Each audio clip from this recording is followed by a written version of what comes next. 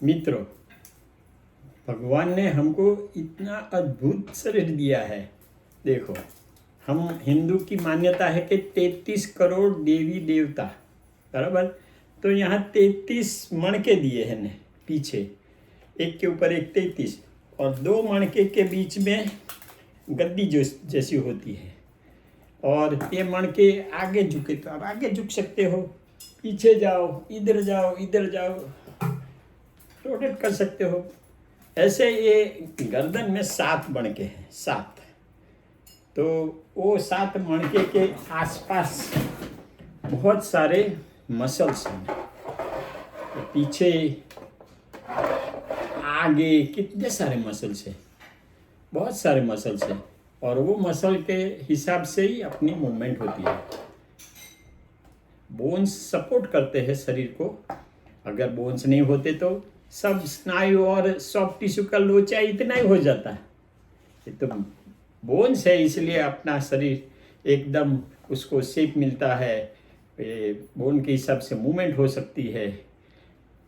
मगर नहीं हो तो तो आज ये गर्दन के दर्द के बारे में हम जानेंगे।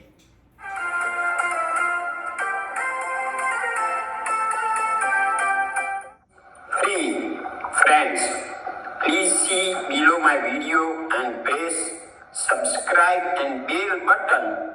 It is free. You will get my videos automatically. गर्दन दर्द सरल सुझाव। डिस्क्लेमर: अपने डॉक्टर को मिले तथा जरूरी टेस्ट करवाएं। नीचे की सिर्फ माहिती ही है। 1. एनाटॉमी की माहिती। गर्दन के अंग कैसे स्थित है वो दिखाते हैं। देखो, ये अपने 33 मणके हैं ने, और ये 7 ऐसे कर्व है। 1 2 3 4 5 6 7, तो ये ऐसा कर्व है, और हर 2 मणके के बीच में से एक ज्ञानतंतु राइट और लेफ्ट साइड दोनों साइड निकलते हैं करोड़रज्जु में से। गर्दन के आगे के स्नायु, ये बहुत सारे स्नायु है आगे।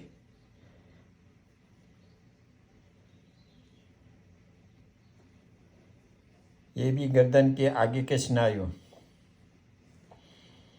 और गर्दन के पीछे के स्नायु, ये सब पीछे के स्नायु है। ट्रापेजियस मेन मसल है। तो ये आगे और पीछे वाले स्नायु एकदम गर्दन को सीधी टट्टार ऊंची रखते हैं। अभी दर्दी की दास्तान। दर्द का कारण: गर्दन के पीछे दर्द। वो दर्दी बोलेगा मुझे यहाँ दर्द होता है, और फिर ये यहाँ तक भी जाता है, ट्रापेजियस मसल में। गर्दन से सिर तक भी दर्द जाता है, कभी ये ऐसा ऊंचा भी जाता है ना, it is called referred pain. गर्दन से एक या दोनों हाथों में झंझनाहट होती है। जैसे ज्ञानतंतु पर दबाव होता है, वैसे ही एक हाथ में होता है, कभी यहाँ तक होता है, कभी यहाँ तक होता है, पूरे हाथ में होता है, कभी दोनों हाथ में होता है। गर्दन दर्द के साथ डिजीनेस, तो ऐसा चक्कर भी आता है ने। ज़्यादा तकलीफ हो तो हाथ में शून्यता या स्नायु कमज़ोर बन जाता है।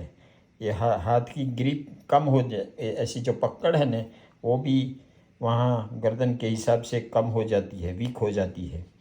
जितनी तकलीफ मणके में हो उतना कम या ज़्यादा दर्द होता है, या ऊपर से नीचे तक जाता हुआ दर्द या झंझनाहट होती है। बड़ी उम्र में स्नायु ढीले होने से सिर आगे झुका पोस्चर होता है। ढीले स्नायु मणके को टट्टार सीधा नहीं रख सकेंगे। देखो, ये वीक लोअर ट्रापेजियस मसल है, तो ऐसे वीक और टाइट मसल होते हैं, तो उससे वो मणके टट्टार नहीं रह सकते और गर्दन भी सीधी नहीं रहती है। बड़ी उम्र में 2 मणके के बीच गादी घिस जाती है। तो ये देखो, ये गादी एकदम घिस गई है ने, ये नॉर्मल है और वो एकदम घिसी हुई है, तो वो घिस जाती है तो वो दो मणके नज़दीक आते हैं, नज़दीक आते हैं तो यहाँ से जो ज्ञान तंतु बाहर निकलता है उस पर वो दबाण आता है। मणके नज़दीक आने से ज्ञान तंतु पर दबाण। देखो ये नॉर्मल डिस्क है, नॉर्मल नर्व है, और यहाँ ये नज़दीक आई ना तो ये हर्निएटेड डिस्क जो गद्दी है ना, गद्दी बाहर आके ये ज्ञान तंतु पे दबाव करती है। और अन्य मेडिकल कारण गर्दन के मणके का टीबी, कैंसर वगैरह। निदान या डायग्नोसिस। दर्दी की दास्तान से क्या, कहाँ और कितनी तकलीफ का अनुमान हो जाता है। एक्सरे हड्डी की स्थिति के बाबत में मालूम होता है, ये हड्डियाँ कैसी पोजीशन में है, उसका अलाइनमेंट बराबर है या ऊंचे नीचे है या नज़दीक है दूर है, वो सब मालूम पड़ता है। मैग्नेटिक रिजोनेंस इमेजिंग MRI बोलते हैं, तो उसमें हमको सब मालूम पड़ता है, हड्डी के बारे में मालूम पड़ता है, एक करोड़रज्जु के बारे में मालूम पड़ता है, ज्ञान तंतु वगैरह सब कुछ इसमें मालूम पड़ जाता है। उपाय, मेडिकल तपास तथा सारवार चालू रखो। दर्द असह्य हो तो दर्द शामक गोली ज़रूरत मुजब लो। फार्मेसी स्टोर में डॉक्टर की पर्ची बिना, प्रिस्क्रिप्शन बिना OTC ओवर द काउंटर मिलेगी, खाना खाने के बाद लेने की। दवा के बॉक्स पर सूचना मुजब दवा लो। ये टाइलेनॉल है। और दर्द ज़्यादा हो तो आइबुप्रोफेन, ये गोली भी स्टोर में मिलेगी आपको। दूसरा, ये बर्फ़ का सेक करो जहाँ दर्द होता है वहाँ। गर्दन पर बर्फ़ लगाओ 5 या 7 मिनट, जैसे टॉलरेट कर सको ऐसे। या बायोफ्रीज जैसा अन्य लगाओ जहाँ दर्द हो वहाँ, दिन में 3-4 बार। और बर्फ़ का सेक भी दिन में 3-4 बार करने का। तो ये बायोफ्रीज स्प्रे आता है, तो ऐसे स्प्रे करते हैं। ये स्प्रे करो मगर मालिश न करो, वहाँ मालिश नहीं करने का। मालिश करने से जो दर्द वाले जो स्नायु है ना, वो छंछेड़ जाते हैं और ज़्यादा तकलीफ होती है, दर्द होती है। गोल गोल रोल करो। दूसरा बायोफ्रीज जैसा भी आता है रोल करने का। तीसरा एक आता है जेल भी आती है उसकी। बायोफ्रीज प्रिस्क्रिप्शन डॉक्टर की पर्ची बिना मिलेगा, उसको आप कहीं भी ले जा सकते हो, तो वो सुविधाजनक है। बर्फ़ से ये सुविधाजनक है तथा दवायुक्त भी है। ये बर्फ़ या बायोफ्रीज लगाने के 5 मिनट बाद कसरत शुरू करने का है।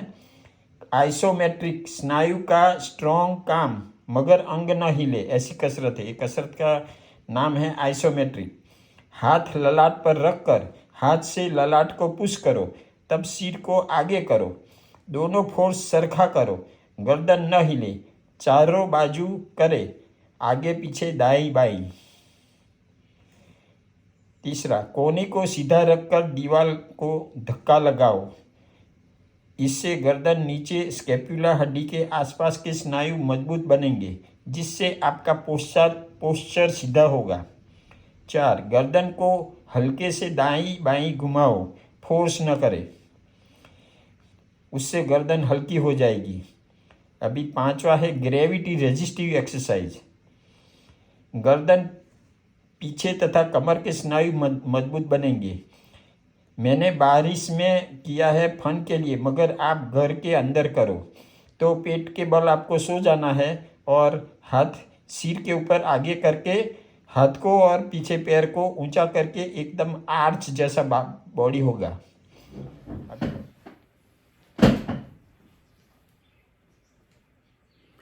ये गर्दन के चारों ओर जो मसल्स है ना, उसका आइसोमेट्रिक मसल वर्क है।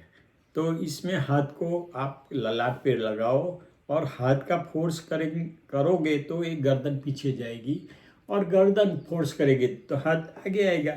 तो आप ऐसा करो कि दोनों फोर्स सरीका रखो तो ये आगे पीछे मूवमेंट नहीं होनी चाहिए, देखो।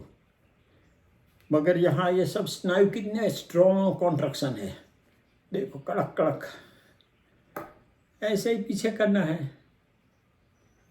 पीछे मसल सब स्ट्रॉन्ग कॉन्ट्रैक्शन, मगर आगे पीछे मूवमेंट नहीं है। स्ट्रॉन्ग कॉन्ट्रैक्शन मगर साइड टू साइड मूवमेंट नहीं है। स्ट्रॉन्ग कॉन्ट्रैक्शन मगर साइड टू साइड मूवमेंट नहीं है। तो धीरे धीरे धीरे ये गर्दन के आसपास के मसल स्ट्रॉन्ग और स्ट्रॉन्ग और स्ट्रॉन्ग होते जाएंगे। जैसे स्ट्रॉन्ग होंगे तो वो गर्दन को सीधी और ऊंची रखेंगे, यहाँ जो दबाव है वो चला जाएगा, तो दर्द भी इसके साथ चला जाएगा ना। गर्दन का दर्द है, गर्दन का दर्द जो सिर में जाता है, गर्दन का दर्द जो हाथ में जाता है, या चक्कर आता है, या जो कुछ छोटे मोटे प्रॉब्लम है ना, वो गायब। अभी दूसरा है, आपको दीवार के सामने खड़े होके ये हाथ ऐसा करके दीवार को धक्का लगाना है। तो दीवार तो गिरेगी नहीं, मगर यहाँ पीछे वाले जो स्केप्यूला के मसल्स हैं ना, वो एकदम स्ट्रॉन्ग कॉन्ट्रैक्शन होंगे। तो इससे ये स्ट्रॉन्ग कॉन्ट्रैक्शन से ये आपके जो पोस्चर आगे झुका है ना, वो सीधा हो जाएगा, इरेक्ट हो जाएगा। तीसरी कसरत है कि आप जमीन पर पेट पर सो जाओ और सोकर हाथ के साथ गर्दन कंधा वगैरह ऊंचा करो आकाश में। मैं दिखाया है, मैं ये वीडियो भी रखा है, मगर वो मैंने फन के लिए बारिश में किया है। आप घर में करो, बारिश में नहीं करने का।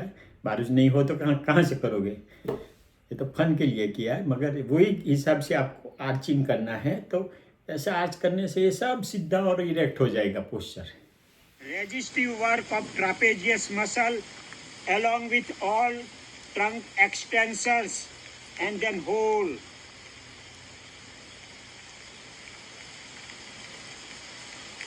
करना है, ऐसे सीधे बैठो आप, और एक गर्दन को धीरे धीरे धीरे धीरे धीरे राइट साइड में लो, धीरे धीरे धीरे लेफ्ट साइड में लो। इसको आपको ऐसा झटका नहीं लगाना है, हल्का हल्का हल्का हल्का लगा, जितना जावे इतना जाने देने का, हल्का हल्का हल्का जितना जावे इतना जाने देने का।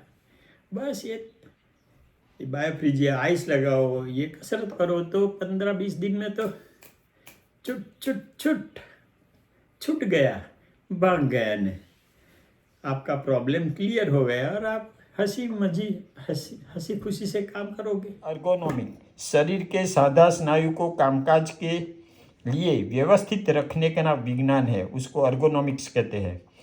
जन्म से मरण तक हम दिनचर्या आगे झुककर करते हैं। एक ब्रश, तो ब्रश तो आगे झुक के ही करते हैं ना। नाश्ता या खाना उस वक्त भी आगे झुके हुए होते हैं। गाड़ी या साधन चलाना, देखो गाड़ी चलाते वक्त भी आगे झुकते हैं, स्कूटर चलाते वक्त भी आगे झुकते हैं, साइकिल चलाते वक्त भी आगे झुकते हैं। रसोई बनाना तो उसमें भी शरीर आगे झुका हुआ होता है। कामकाज करना, ये कंप्यूटर काम है या कोई भी काम करते हो तो आप आगे झुक के ही करते हो ना। खेल कूद, उसमें भी अपना शरीर आगे झुका हुआ है। पूजा पाठ में भी आगे झुका हुआ है। तो अपनी हर दिनचर्या आगे झुके हुए शरीर से होती है। तो सारवार, आगे झुका हुआ पोस्चर, अदा, मुद्रा को पीछे करना। हर घंटे 5 मिनट ब्रेक लो, कहीं भी जो भी काम करते हो वहाँ ब्रेक ले लेने का। बैठकर सिर, गर्दन, धड़ के ऊपरी हिस्से को धीरे धीरे, देखो ये इसको ऐसा सीधा पीछे करने का, आर्च करने का, धीरे धीरे पीछे लो। 5 सेकंड रुक कर वापस जाओ, 5 बार करो, या खड़े होकर भी कर सकते हो। ऐसा करके खड़े होके फिर 5 सेकंड रुकने का। दर्पण के सामने खड़े होकर सिर को ऊपरी छत तरफ अपना शरीर खींचो। इसको शरीर को ऐसा ऊपर खींचने का, ऊपर, और दोनों कंधे को ऐसे पीछे खींचने का।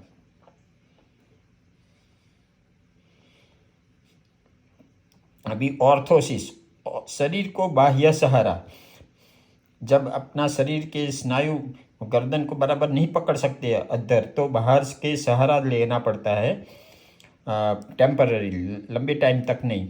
ये है पोचा, गर्दन का पट्टा आता है और ये पंप से हवा भर सके वैसा पट्टा होता है। यहाँ से पंप लगाओ तो ये ऊंचा होता है, तो उससे ये बेटर है कि आपको जितना ट्रैक्शन देना है गर्दन को वो अपने हिसाब से ज़्यादा या कम कर सकते हो। स्नायु को स्ट्रेच करेगा और मणके को सीधा करेगा। पोचा पट्टा से पंप वाला बहुत फायदा रूप है। फार्मेसी स्टोर में डॉक्टर के पर्ची बिना ये भी मिलेगा। एक मिनट, हास्य या हकीकत। कछुआ बहुत डरावनी बिल्ली है। वो एक हॉर्स दूसरे हॉर्स को बात कर रहा है। कछुआ डरावनी बिल्ली है, वो मुश्किल से अपनी गर्दन बाहर निकालते हैं, इसलिए डरावनी है ना, मालूम नहीं पड़ता है ना।